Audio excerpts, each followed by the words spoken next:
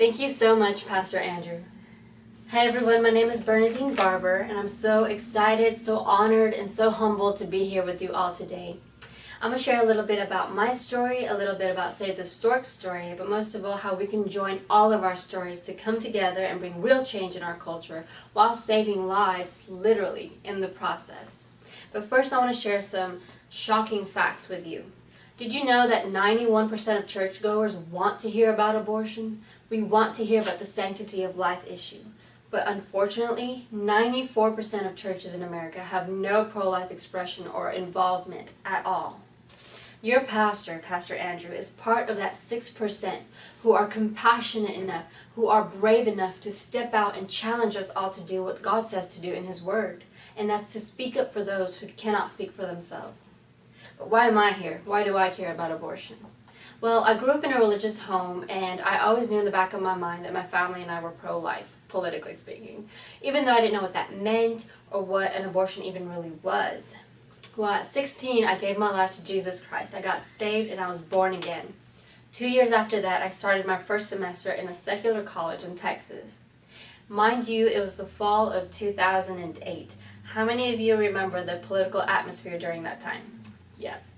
I was going to vote for a president for the first time in my life, so abortion was hotly debated and a pressing matter, both in my college classes and in the political arena. I knew that life mattered and that every person had a purpose, but before I could adequately speak up in my college classes, I had to do research myself and find out what abortion really was, and hence my personal stance on the issue. Now, I remember it like it was just yesterday. I came home one afternoon, sat on my desk, and typed the words abortion facts, click, on my laptop. And I came across a website, and scrolling down, the words abortion procedures stared back at me. I dove for it and clicked on the article link, and that afternoon, in that moment, my life was wrecked.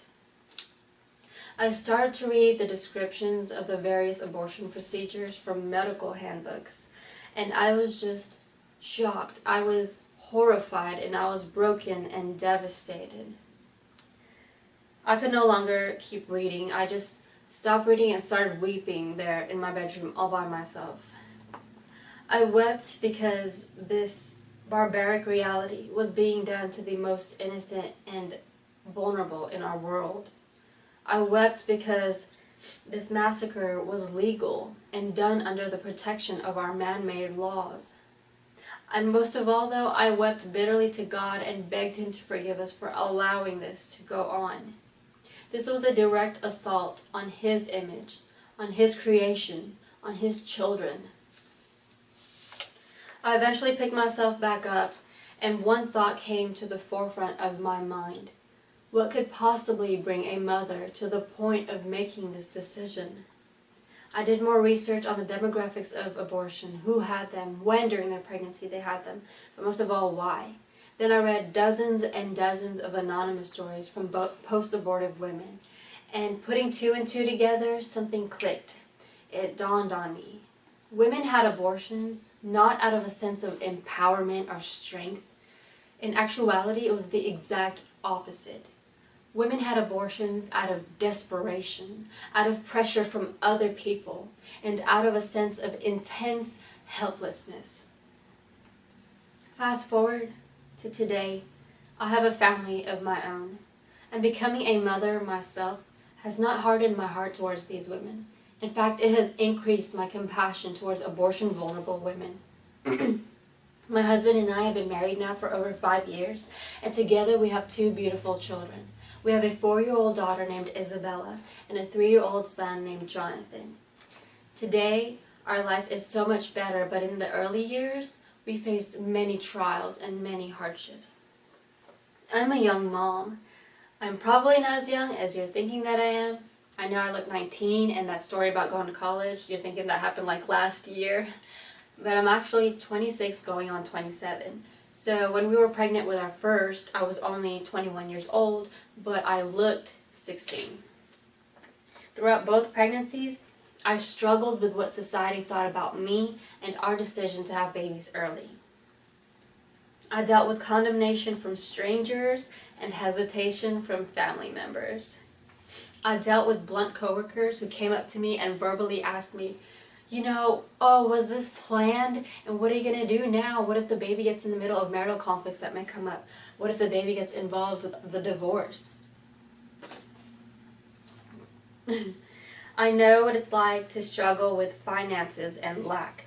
I know what it's like to lay down my life and my dreams for a season to take care of my 2 little ones. I know what it's like to wonder if I can do this, if I'm doing a good enough job, and if I'm going to make it through the daily, seemingly non-stop demands of raising 2 under the age of 2. I know what it's like to be judged by strangers when I was 6 months pregnant and I was walking through the grocery store by myself and I had taken my wedding ring off my finger because my fingers had turned into sausages.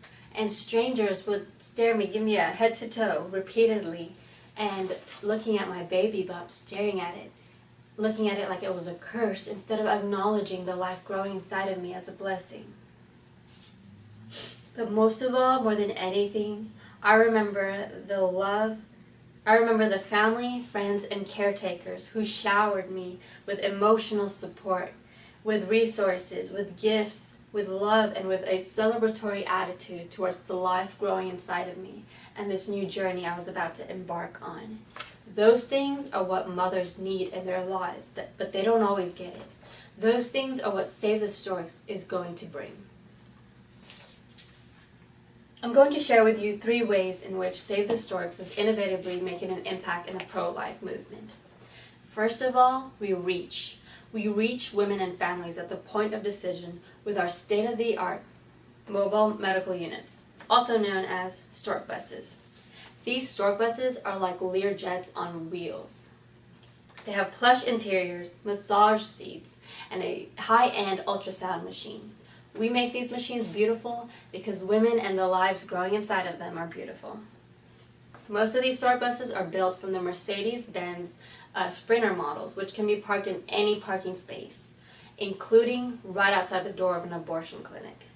There, a woman is met by a loving counselor and sonographer offering her free pregnancy tests and free ultrasounds.